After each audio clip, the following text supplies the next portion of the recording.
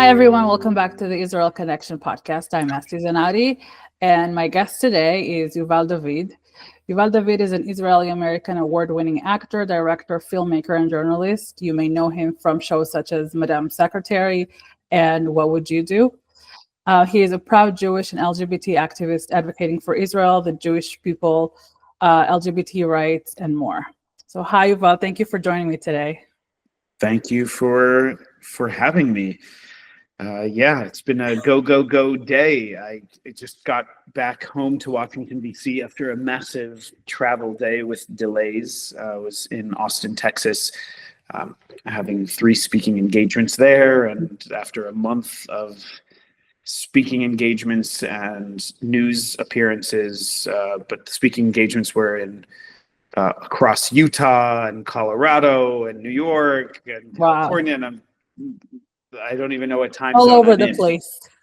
But you know what? We're battling for our Jewish people right now. And Yes. That's what I do, from speaking engagements to empower Jews and allies, to give them action items and make them better advocates and activists, or help them to be better advocates and activists for the Jewish people, whether they're Jewish or allies.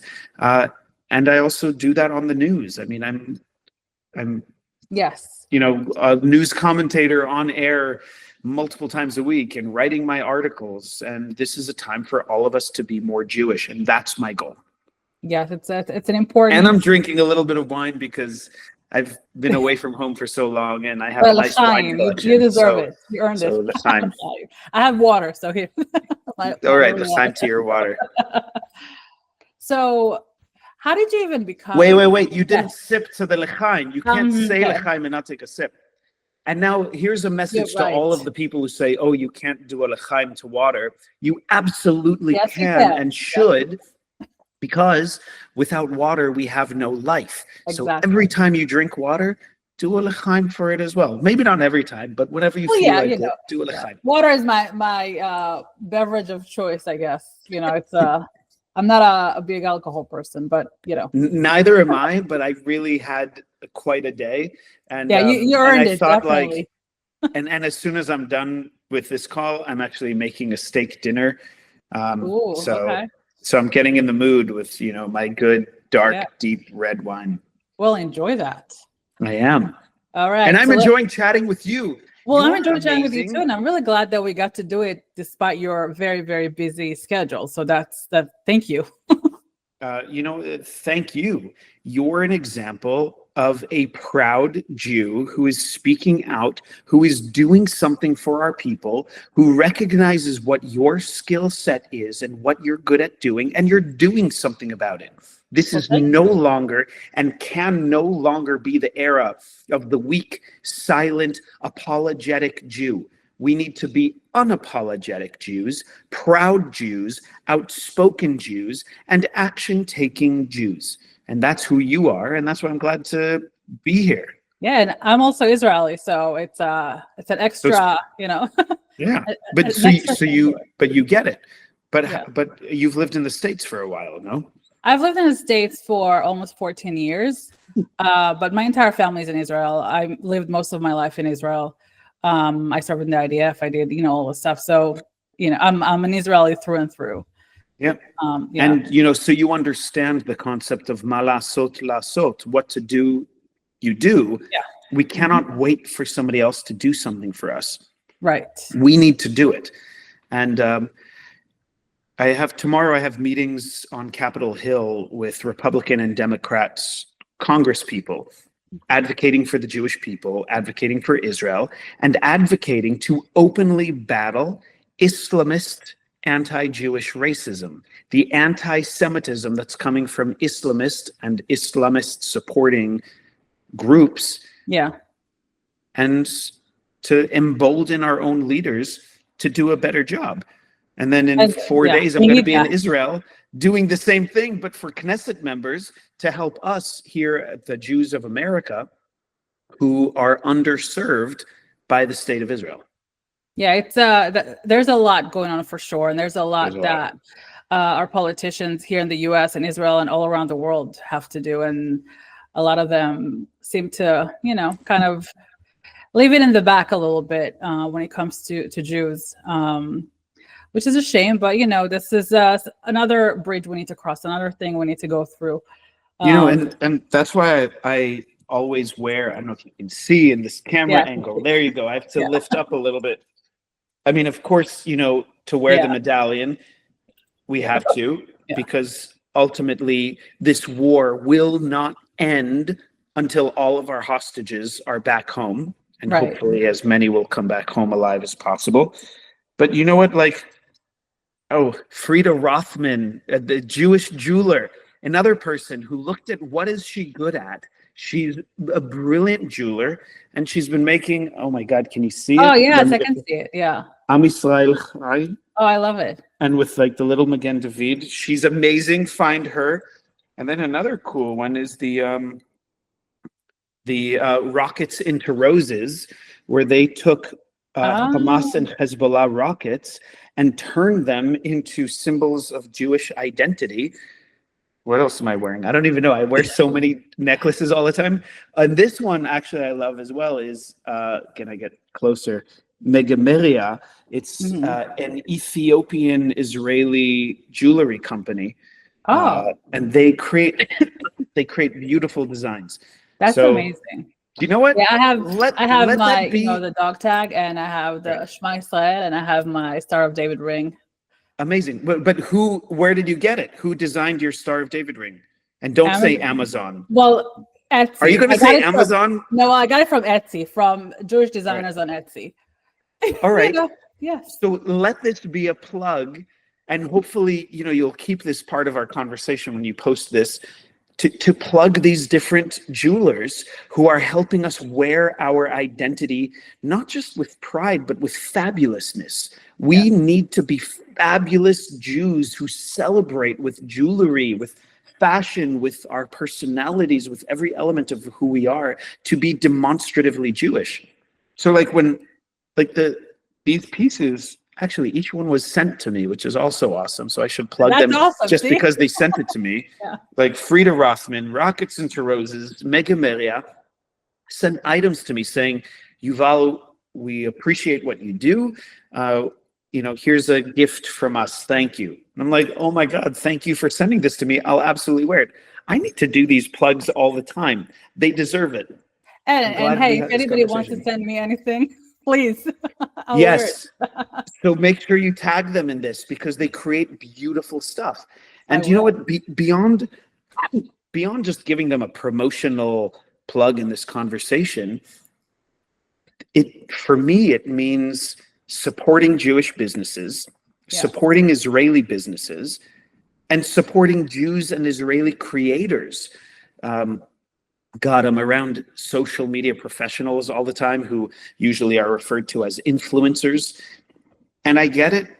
They play a very important role in our society. Absolutely. I'm not downplaying it in any way. I think what we need to understand from that is not the focus on celebrity, because what is a celebrity? The focus on being an influential person.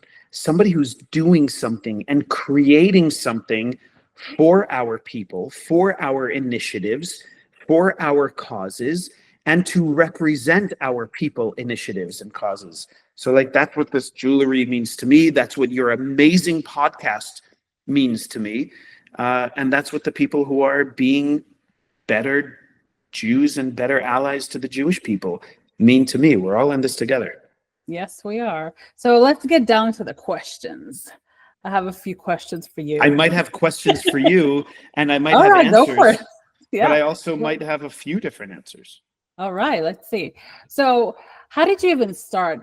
How did you become an activist? How did it all start for you? Because you've been doing this for years, not just with Israel, with other topics as well. So how did it all start for you? Because I was raised as a Jew. It's what Jewish education empowers us to do. And it's why I wish that more Jews, especially the Jews in the diaspora, the Jews outside of Israel, of all ages, need to consistently engage in Jewish education, so we can understand that to be a Jew is to try to better the world. Not just tikkun olam, repairing of the world, but tikkun hanefesh, repairing of the soul, and tikkun haguf, repairing of the body. Does that mean my world, your world, the actual physical world around us? Does it mean my soul, my nefesh, or does it mean the nefesh of Am Yisrael, the spirit of our people? And does it mean my guf, tikkun haguf, my body, or your body, or the body politic of our people? And it's yes, yes, and yes to all of those things. So I was raised to understand that I come from parents and grandparents who truly fought for their lives, who had horrendous experiences that they turned into resilient survival stories, to proudly being who they are and gifting me with the life that I have, which means that my life isn't my own. My life is also theirs. And my life is also of and for our family members and friends and community members who didn't survive. I must be the best Jew I can be, which is probably why I'm only SJH, which is standard Jewish height. I wish I was taller, but that pressure has made me standard Jewish height. I mean, I'm still a good, I like my height. It's a good height. But when I encounter people who are, 6 foot, I was like, I wish I was a 6 foot Jew. But you know what? I'm a 7 foot or maybe even 8 foot Jew in my soul. To be a bold Jew, I started being an activist. I don't even know. In junior high school, I started to be on panel discussions and intergenerational dialogues with Holocaust survivors, and people started to really like what I was saying and kept inviting me back as a speaker. And then I started to engage in Washington, D.C. area politics where I grew up. And I was part of student councils advising U.S. politicians about the needs and the challenges of students in the United States. And then the ball kept rolling. And then I started to do that in Israel. And then I started to say, well, I don't only want to be part of an intergenerational dialogue with Holocaust survivors. Can we bring in survivors of the Farhud, survivors and the relatives of genocidal attempts across the Arab world and the European world, and to really talk about that. And one of the things that I still do today, that I started a long time ago, and I'm not going to say how long because, according to IMDb, I'm much younger than I am, is to say, well, we cannot only be defined by those who hate us and try to kill us. Right. And we cannot only define ourselves by being victims. We must define ourselves as being resilient, determined, heroic survivors and doers who do something about it and want to make sure that the next generations will have a better life and an easier life. Yep. The problem that we face now, oh my God, this is a long answer. Are you okay with this? Okay, yes, go with it. I had 3 sips of a really good wine, and that's what happens. And I'm wearing my proud Jewish jewelry. Okay, so here's the problem. There's this cyclical narrative in the Jewish people, which very much disappoints me, that it takes atrocities for Jews to wake up. It takes anti-Jewish racism, hatred of Jewish people, anti-Semitism, whatever word you want to choose. It takes these horrendous things to happen to us for the vast majority of the Jewish population to wake up. And you know what? I see what has gone on with our generations. Tough times, difficult times create strong people. Strong people create easier times. Right. Easy times create weak people, and weak people create tough times. Yeah, people got too comfortable. Totally, especially here in America. In The America, but in American Israel, Jews it's are a like, whole different story. no, let me not interrupt you. I'll create a space for you, and I'll support you, and I'll donate, and I'll donate my money and build a wing of the university or the hospital in the name of this family or that person. The people who are against us said, F these people. They're building the infrastructure. Great. We're going to fill the institutions with people who are imparting the narratives that we want.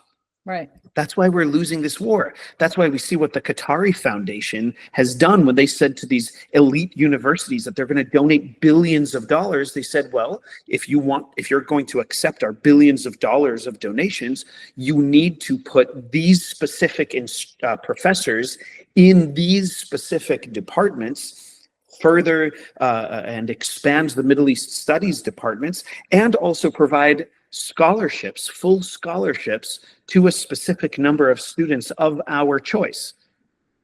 Absolutely brilliant. And they've been doing this for decades. And we are saying, let's build the buildings, let's help everybody. And we forgot, אם אין אני לי מי לי, וכשאני לעצמי מה אני, ואם לא עכשיו אימתי. You want to do the translation? Yeah, so imenani limili, which is my favorite expression in Hebrew. It means if not me for myself, if I don't take care of myself, who will take care of me? No one will. Like I'm for myself, so we need to take care of our people. And I think that's been our issue for. But do the whole thing. Years. Define the whole thing. What was the rest of it? Mm-hmm. So say it again. If not me for myself, then who will? וכשאני לעצמי, and when I am to myself, what's the rest? מה אני? What am I? So we need to be there for ourselves. We need to support ourselves. But also to be there for others. Yeah, to be there for others, but don't forget ourselves. Totally. Along the whole thing. ואם לא עכשיו, אימתי? If not now, when? There you go. You should be a translator at the UN. That was like brilliant. Because we get all these Israeli people who come, they're like, oh, I'm from Israel, I'm representing the land haaretz, and all of the Jews, and I talk like this, and now I need you, Esti, to be my translator. You're really good at it. You're a good translator.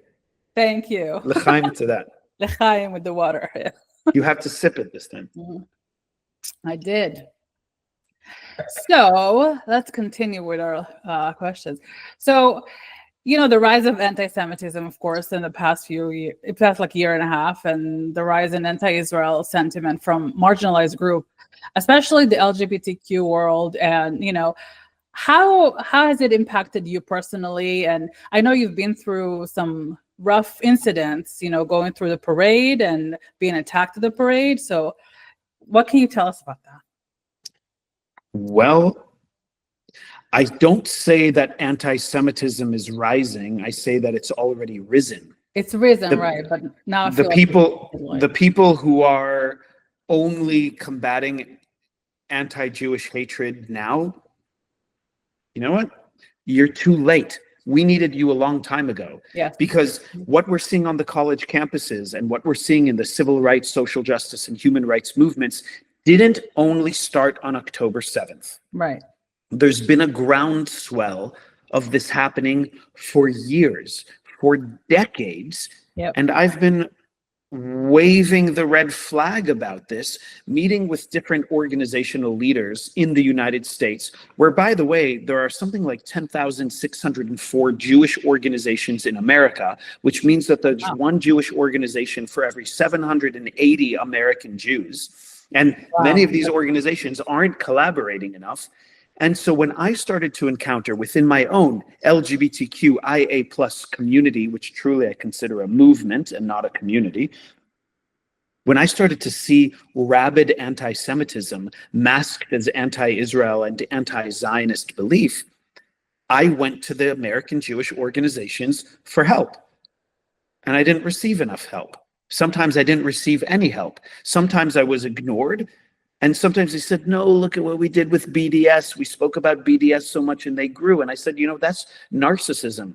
You think you created BDS because you spoke about them? You think that you amplified BDS because you spoke about them? No, BDS, and which is the boycott, divestment, and sanctions movement against Israel and against Zionism and truly against Jews, or JVP, Jewish Voices for Peace, which, by the way, is neither. It's neither Jewish nor is it for peace. Yeah, it's like an extension of SJP, of Student Justice. Yes, Students for Justice in Palestine. All of these well-funded organizations went for the long game. They are running a marathon, while Jews were quickly responsive for the little fires and putting out little fires instead of understanding what is the source of the fire. So I received responses like that years ago. And you know what? When we had the massive event at the Dyke March in Chicago, where Jews were kicked out of an LGBTQ march, which focuses primarily on women's issues and primarily on lesbian issues, and is expanded into so many other things anyway. Why wasn't there more Jewish support? When Jews were attacked during the Creating Change Conference, which is run by the National LGBTQ Task Force, time and time again in the United States, where was the Jewish support? When I and my group were physically assaulted in the Washington, D.C. Capitol Pride Parade, where was the Jewish support? And when the same thing happened to me and my other Jewish group in New York City during the Pride Parade, where was the Jewish support? It was gone. But people used to like to say this expression that has been overused, oh, queers for Palestine. It's like chickens for KFC. I'm like, I don't know who wrote this joke, but firstly, it's not that funny. And you keep repeating this one line, and you're not you, the Jewish organizations in America and the Israeli government and Israeli representatives. I said, you're not bringing LGBT people to the forefront who have dealt with the anti-Semitism. Let them speak about it. Don't bring some heterosexual, non-LGBTQ, or not even the plus of allyship person to talk about our issues. Have a listening session. Amplify the LGBT, Zionist, and Jewish people who are dealing with these challenges and help us combat and create a safe space. So it's yet another example of how our Jewish people have failed ourselves and how Israel, the Israeli government, has failed our people. And I'm a staunch Zionist, pro-Israel, pro-America, pro-democracy, pro-LGBT, pro-Jewish. I can still criticize because we need the criticism to improve our peoplehood and improve the way we pursue things. Gone are the days of Jewish activism of the past. We're in war right now, and we need to focus on the younger people, the younger generations, and the more vibrant, socially connected people. That's what we have to do now. We have massive learning lessons that too many people are slow to learn. Yeah, it's important to know when to criticize ourselves as well, not just praise ourselves nonstop. We need to learn how to criticize ourselves when it's due, And it's interesting that I've seen more non-Jewish allies in the gay community, particularly Daniel Spalding, who's been very, very active and protecting Israel and advocating for Israel and speaking about all these issues that, like the insane Queers for Palestine and all these groups. You mentioned one person. Where are you seeing more? Who else? Well, I mentioned him because he's the main one that I've seen. And that's unfortunate that you have one person. One person. Mention someone else. And if you don't have an answer, say you don't have an answer. I don't have a specific answer, no. And that sucks. That sucks that you don't have a specific answer. Where are the other people? We're mentioning one stand-up comic who's very funny and very bold with his beliefs and is skilled as a comic, absolutely. Where's everybody else? So when you say we're seeing more LGBT allies or more gay or queer or lesbian or whatever term you want to use, allies, I'm not seeing them. Well, I'm not seeing them within my own community. Right. But what I've seen him do is more than I've seen others in the Jewish community do. One person. Yeah. but And it that says sucks. something. And that Yeah. sucks. I mean, we've seen people, God, I forget this guy's name. He's brilliant. He does a lot of work with PragerU or Prager Institute. Xavier something or other. Okay. I'm pretty sure he's gay. He's the guy who always like does these videos where he sips on like a smoothie. Oh, I Okay, have another name for you. who? Douglas Murray. Oh, well, This Douglas Murray, guy. brilliant. Absolutely. Douglas Brilliant Murray, brilliant. guy. Yeah. He's brilliant. Unapologetic based Mhm. on his values. Now, Douglas Murray is somebody we need to amplify more because he is smart, Yeah. he's educated, and instead of focusing on the social media influencer, the social media professional, he is someone of influence who's Yes. able to speak intelligibly about the topics from a place of being very well educated. That's what I wish more of these social media influencers would do. Yes, amazing, amazing, wonderful. You have a great social media platform. Like, I love it. Good for you. Like, I'm so excited for you. But how about read some more books so you can create even better content, so you can talk about these issues in a more informed way and not just being fabulous. Being fabulous is amazing and wonderful. Right. But fabulousness can fade, and fabulousness, you might not always be fabulous, but you can't take education away. Education is there for you forever.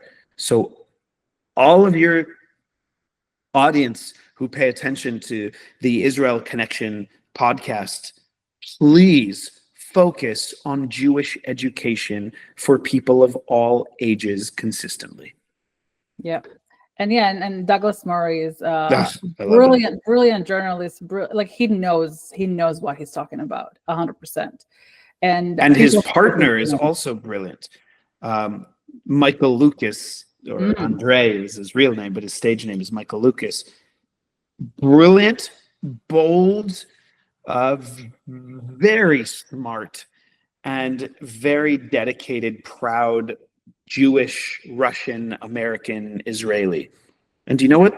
I think our American Jewish community need to pay a lot more attention to the Russian Jewish community and to the Persian Jewish community, who are bold, proud, strong, community supportive Jews who focus on empowering their communities. What happened to the rest of our American Jewish community? Why is it only the Russians and the Persians who are so amazing? We need to be amazing as well. Yes, I think with the Russians and the Persians, their experience is something that American Jews never even knew existed. Because life was too easy. Yeah, and there are some amazing people out there, Persian Jews and Russian Jews, that speak out, and they know what they're talking about. They've lived through these experiences. Yeah. So, or their parents did. Yes. But you know what? We have so many American Jews whose grandparents were Holocaust survivors. Right. What happened? What happened with these two generations that got so soft? I feel like people got comfortable and they didn't want to wake the beast, basically. They wanted it to... well, the beast woke up. The beast woke up and is attacking us. Them. Yeah. The beast was, like all of those nightmare stories for little kids. The beast was living under our bed and in our closets. Right. And you know what? It burst out. That beast burst out from under the bed, and the beast is no longer closeted, to the point that now the beast is closeting us, making Jews, proud Jews, to have to closet ourselves in order to just survive and be safe. But you know what? You can't survive in a closet. Yeah. I often say nobody will closet me for my LGBT identity, and nobody will closet me for my Jewish or my Zionist identity. Yes, and that's how it should be. But we see that a lot in the industry, the entertainment industry. Oh my God. That's a whole thing, right? But how has it been for you, like working in that industry and, interacting with those people? Like, did you hear anything? Did people always complain to you? Did you have any jobs taken away from you because of it? Wow. I mean, my answer is yes to everything you just said. Maybe you read my articles or saw, when I spoke out and continue to speak out very openly about that. I've experienced, again, even pre-October 7th, criticisms of me being too Jewish or not Jewish enough when I Oh, was wow. considered for Jewish roles. I'm like, what does it mean to not be Jewish enough? Like, how am I supposed to be Looking more like the Jewish? stereotype. That's what they want, I Like, guess. am I supposed to talk like this? This is more Jewish? Or am I supposed to talk like this to be like very Israeli and be like, wow, wow, wow, look at these muscles? Like, what is more Jewish?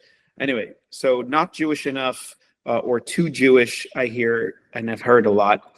And over the last, I've engaged in socio-political activism and advocacy for decades. But when I've done it about Jewish causes, Zionist causes, Israel, and battles against anti-Semitism, that's when people will be like, oh, we're really worried that you're being too political. I was like, when I talk about Israel, Jewish people, Zionism, and the battles against those who hate us, that's too political.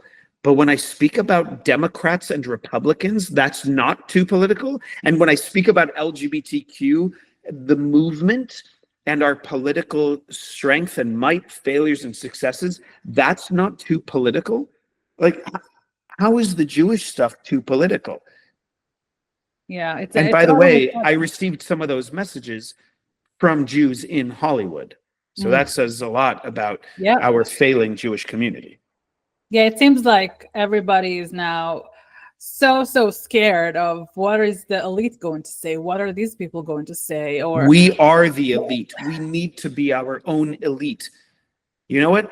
yeah, If somebody doesn't like you, it's these lessons that we teach to children. exactly. Right. If right. somebody doesn't like you and they don't include you, then stop chasing them and create your own thing.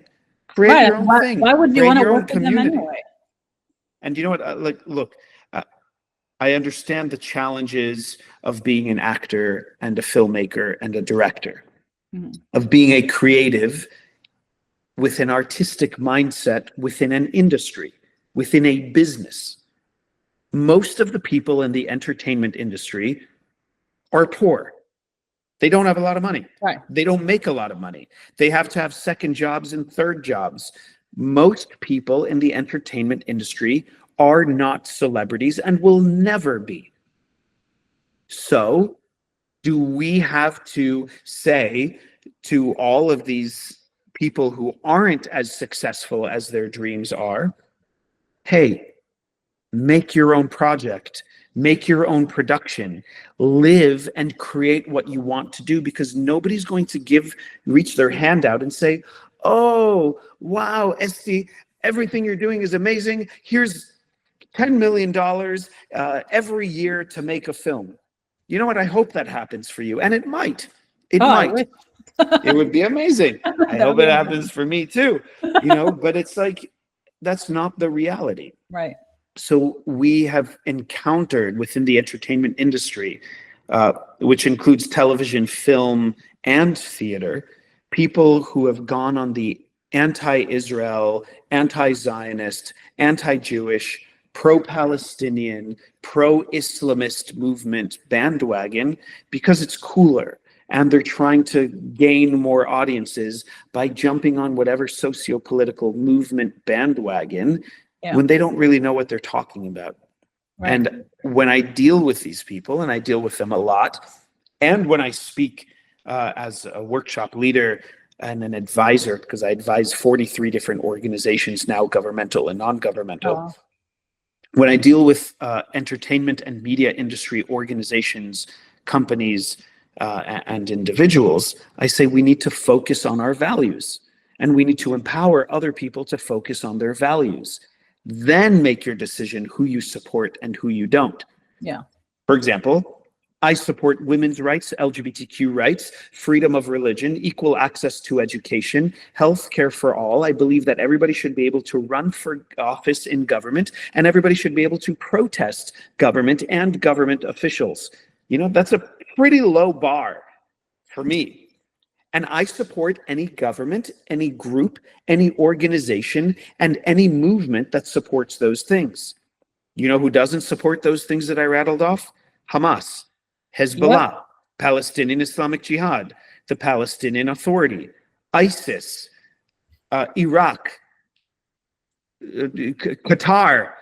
I can mention CARE, the organization CARE, Oh my God, don't JVP, start with Jewish them. Voices for Peace, Yeah. SJP, Students for Justice in Palestine, all of these organizations that don't support those things. And I'll be like, well, those are values that are important to me. And then I impart this to people saying, what are the values that are important to you? Mhm. If you know what's important to you, you know who to support and who not to support. And in Hollywood, so many people are just trying to say, well, what is the vast majority of the audience saying and wanting? The truth is, we have a 51 to 57% silent majority in America. That includes the audience of the entertainment industry. Right. People who are silent, who don't know anything, who don't want drama. They just want to be able to drink their good wine or go to their coffee shop and go to their yoga class and make sure that their kids have a good education and that they can go to the doctors they want and whatever they want, an easy life. Right. Yeah. I mean, but you look at like the big Hollywood stars that have been dead silent since October 7th. That's crazy to me because they already established their place. People know who they are. They get jobs from here to the moon. They have Right. more money than any of us can count. And they're still silent. But then when something comes out on social media, like All Eyes on Rafa, that graphic that came out from AI, everybody shares it as if it's like the Bible. It's the holiest thing they've ever seen. Because that's how the way the algorithms work. Yeah. People understand that social media is a way to engage with an audience, to build your public profile, to increase your exposure and increase your business opportunities. That's what social media really is all about. So they say, what is the most popular hashtag? Well, hashtag Free Palestine is much more popular than hashtag Am Yisrael Chai. Sadly. Jews need to do better. Allies of Jewish people need to do better. And we all need to be much more active, yes, on social media, but also in real life. Right. Everybody needs to be an influencer, not just the social media professionals, but actually post things, write things, post things on social media, write op-eds to the different publications, write letters to the editor to different publications. If you've lived life, you have the absolute ability to write an article and submit it. Maybe a lot of people are horrible writers and they'll never get picked up, but at least try. Or meet with your elected officials. Meet with the people who represent you and advocate for your needs, your family's needs, your friends' needs, your community needs, your people's needs. Because we're losing this war, and I think we've already lost. We are definitely losing the PR war big time. I mean, that's an ongoing issue for Israel, especially. Our PR is very, very lacking. It's really bad, and you can see it, unfortunately. But so you've been in Israel throughout the past year or so, right? I go. I'm in Israel. It seems like every 3 months, something like that. So how does it feel for you now? Like, how has it felt throughout this past year compared to previous years, way before October 7th? I mean, I was there last summer, and I know it feels different. It feels very gloomy, and it is.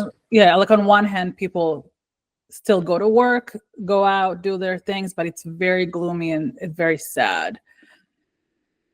How did you feel about it, like when you were there last time?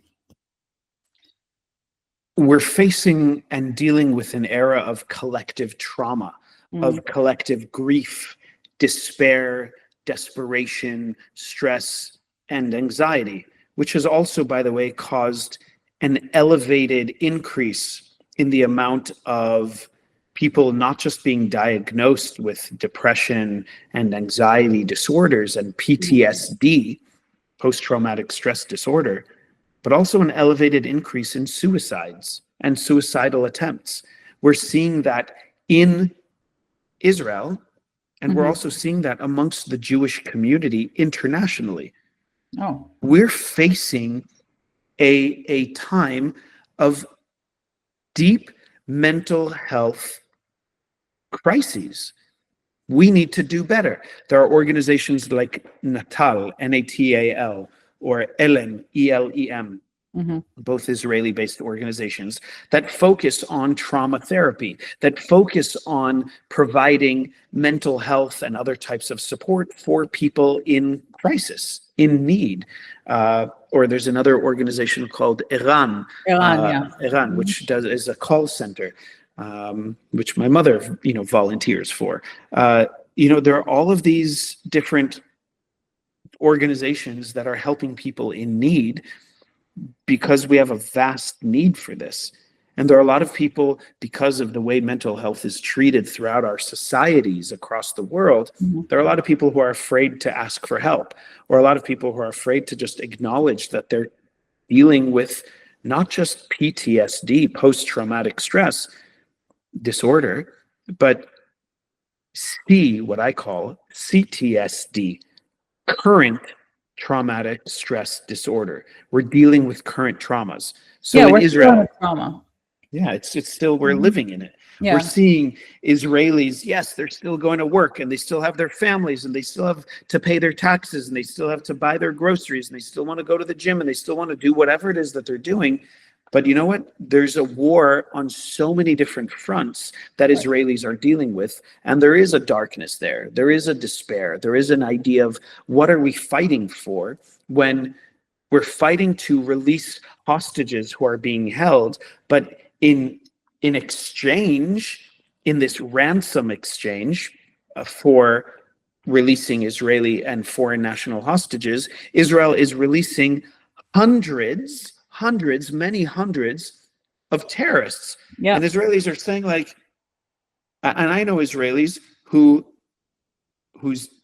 are now soldiers, or are reserve soldiers, or whose children are soldiers, who are seeing the terrorists who killed their loved ones, who killed their brothers, their sisters, their parents, their uncles, their aunts, their grandparents, seeing these terrorists being released and saying, like, oh my God, and now we're fighting more, and it's this cyclical pattern. It's a very disturbing pattern. And you know what? The same thing, the Jewish community internationally is dealing with a collective trauma.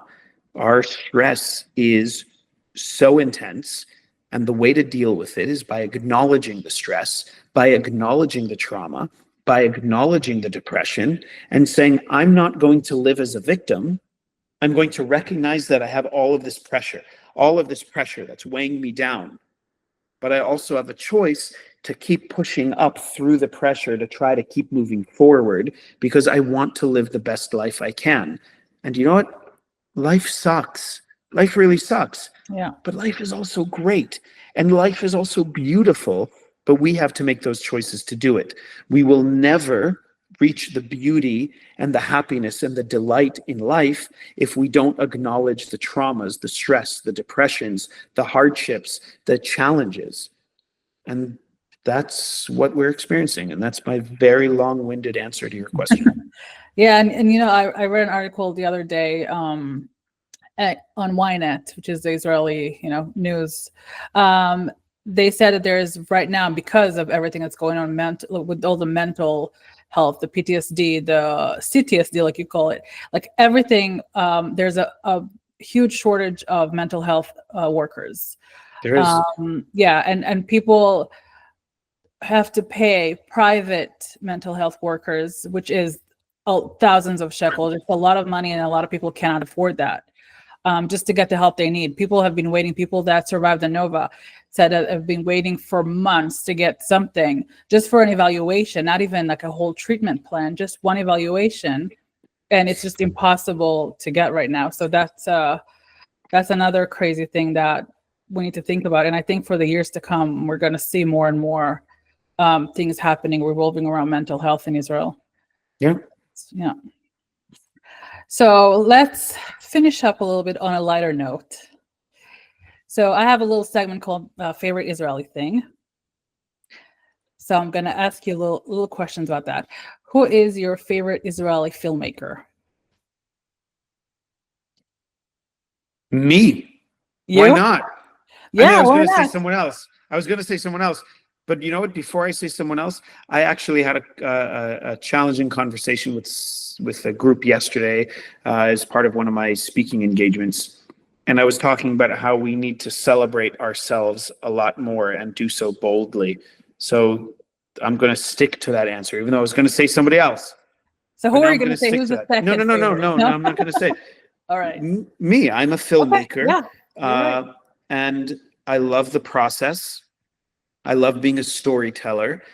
I love giving the stage to other people and amplifying their stories and their Mm. journey, and truly being about the collaborative effort. As a filmmaker, as a director, my projects aren't just a Yuval David production. It's a collaborative production where everybody is an essential storyteller within the project. So with that answer, what is your favorite film that you made? But it has to be like connection to Israel, like connected to Israel in a way.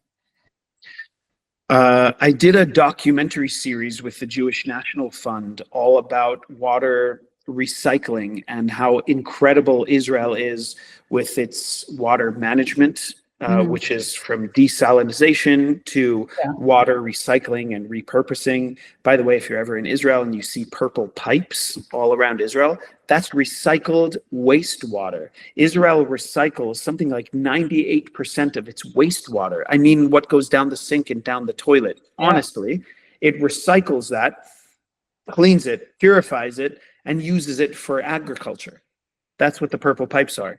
The number two country, so Israel is the number one country in terms of recycling the most amount of wastewater. The Oh, number two country is Spain, which recycles something like 12% of its wastewater. So the wow. difference, the Yeah. difference between number one Israel recycling 98% of wastewater and number two Spain recycling 12% of wastewater is mind-boggling. So that was a really cool series that I What's the enjoyed. name of the film? It's the Water series. It's a The whole Water series? series. Yeah, yeah. Okay. All right. So look it up if you want to watch And it. do you know what? I've been doing a lot of social media content and being more creative with it, and I'll go for that. That's been very impactful as well, especially in this post-October 7th world. The videos that I'm posting on social media, whether it's Mhm. YouTube or Instagram or X or Facebook or or TikTok Yeah. or even LinkedIn, Everywhere. it's to try to create impactful content, Yeah. because we're in a time where intent is not as important as impact. Right. And you have to be responsible creating content these days because I've seen Yeah. things going on recently in the past few days that have been people are not very responsible. So who is your favorite Israeli collaborator? My favorite Israeli collaborator. Mhm. We have a group that we call the Brigade. It's this very exclusive group of influential and impactful people in the entertainment and media industry. And we've been very supportive of each other. And this group rose very organically post October 7th and has continued to grow on WhatsApp, text messages, emails, partnering on different campaigns, and seeing how we can help each other either in a very public way or also just in a behind the scenes, very supportive way. And that's been amazing. Those are incredible collaborators. And I want to see more of that from the rest of the Jewish people, especially the Jewish organizations around the world, to say, you know what, we need to work together. It's not only about one organization Right. caring about their donors for their organization. It's about working together in partnership with other organizations where all organizations will benefit. So I want to see more collaboration amongst our people. Yep, that's very important. And I know working in a congregation, a Jewish congregation, we collaborate with a lot of different organizations. So it's really good to see that. So lastly, what is your favorite Hebrew word or expression? Oh, these are good questions. I'm not usually good with favorites. I have many things that I love the most, but I'm not good with favorites. Favorite Hebrew word or expression? Do you know what I'm going to just say with something that has been uh, moving for me is Am Yisrael Chai. Yeah.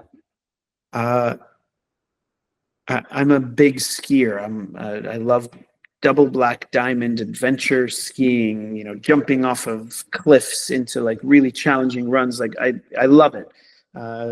And I have been skiing with an Israeli flag connected to the back of my helmet. Oh. And the amount of times while I was skiing where either I was skiing on these double black diamond mogul runs and somebody on a chairlift above would yell, Am Yisrael Chai. That was so awesome for me. And the same thing is walking, like going back to all the jewelry that we spoke about at the beginning of our call or our conversation, when people see it and say, Am Yisrael Chai, and just do it in passing. And it's really beautiful. So that's my favorite. I will say that's my favorite. That's the expression of the year. I feel like that's amazing. It is. All right. Well, where can people follow you if they want to see your content? Wonderful. Well, please follow and hopefully share some nice positive comments, because Lord knows I get terrible, horrendous comments far too much from people who hate me for who I am and the communities that I'm part of being a Jew and Israeli and Zionist. So yes, you can find me all across social media. Instagram, I'm actually Yuval_David_ because I couldn't get the Yuval David. Facebook, X, YouTube, it's just Yuval David, YUVALDAVID. Same thing on TikTok, same thing on LinkedIn. The only one that I couldn't get Yuval David was Instagram, but I'm sure if you type my name, you'll be able to find it. Yeah, we'll tag you in the post so people will know where to follow you as well. Thank you. All right. Well, Yuval, thank you so much for being here today. It's been a pleasure talking to you. Pleasure. It's a really fun conversation. I really enjoyed it. Likewise. Tודה רבה. And thank you all for listening. Until next time.